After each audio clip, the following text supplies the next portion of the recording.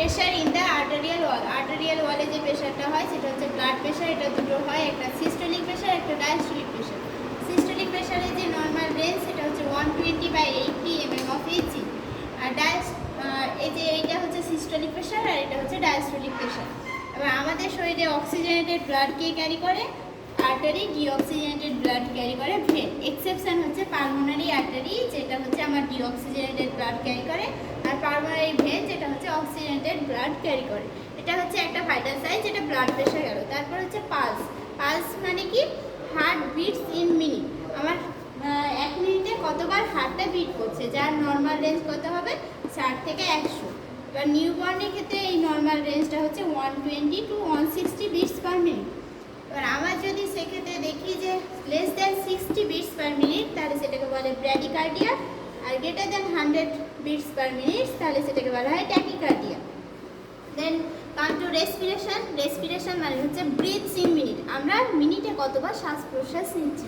এর normal range হচ্ছে আমাদের 12 থেকে 20 বিআরএস পার মিনিট। যদি আমি দেখি যে 12 কম আছে, তাহলে সেটাকে বলা হয় ব্র্যাডিপিনিয়া। আর যদি 20 বেশি থাকে, সেটাকে বলা হয় ট্র্যাকিপনিয়া। আর অ্যাপনিয়া মানে কি? অ্যাপনিয়া মানে হচ্ছে অ্যাবসেন্স অফ ব্রিদিং, মানে কোনো শ্বাস প্রশ্বাস থাকবে না।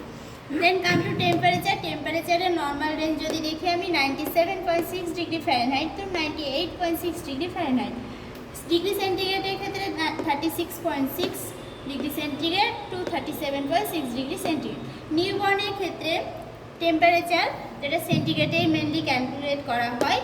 বা এবার যদি বাচ্চার টেম্পারেচার থাকে 36 থেকে 36.5, তাহলে সেই ক্ষেত্রে বাচ্চার টেম্পারেচারকে বলা হয় কোল্ড স্ট্রেস। এবার 32 থেকে 35.9 থাকলে সেটাকে বলা হয় মডারেট হাইপোথার্মিয়া। আর লেস দ্যান 32 ডিগ্রি সেন্টিগ্রেড থাকলে সেটাকে বলা হয় severe hypothermia. Then come to oxygen saturation. Oxygen স্যাচুরেশনের নর্মাল রেঞ্জ হচ্ছে আমার 96 থেকে 99%। অ্যান্ড নিউবর্নের ক্ষেত্রে এটার পার্সেন্টেজ হয় 89 থেকে 95%। এবার নিউবর্নের ক্ষেত্রে আমার এখন একটা নতুন স্ক্রিনিং করা হয়, যেটাকে বলা হচ্ছে রেটিনোপ্যাথি স্ক্রিনিং।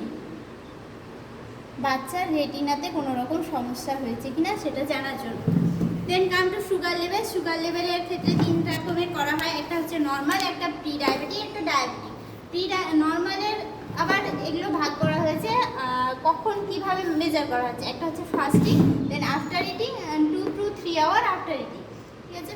নর্মালের ক্ষেত্রে আমার রেঞ্জ যদি দেখি, তাহলে সেক্ষেত্রে ফাস্টিংয়ের ক্ষেত্রে নর্মাল রেঞ্জ হচ্ছে 80 থেকে 100।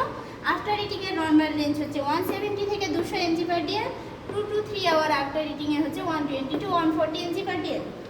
দেন come to pre diabetic stage, যে ক্ষেত্রে আমরা বুঝবো যে এবার এরপরে যদি মেনটেন না করা হয়, তাহলে সেক্ষেত্রে ডায়াবেটিস ডেভেলপ হতে পারে। এক্ষেত্রে নর্মাল রেঞ্জ কত আমার?